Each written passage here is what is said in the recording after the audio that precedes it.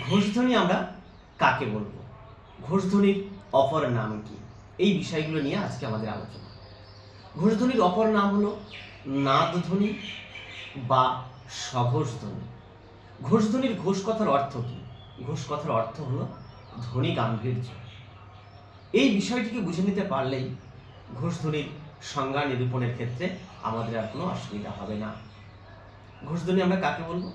যে ধ্বনি উচ্চারণের সময় আমাদের স্বরতন্ত্রীতে ধ্বনির গাম্ভীর্য প্রকাশ হয়, সেই ধ্বনিকে আমরা বলছি ঘোষধ্বনি বা নাদধ্বনি বা স্বঘোষধ্বনি।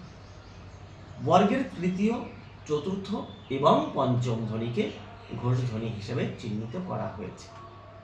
তা হলো গ, ঘ, ঙ, বর্গীয় জ, ঝ, ঞ, ড, ঢ মূর্ধন্য, দ, ধ দন্তান্ন, ব, ভ, ম। এগুলি সবই হলো ঘোষধ্বনি বা নাদধ্বনির উদাহরণ। Thank you so much.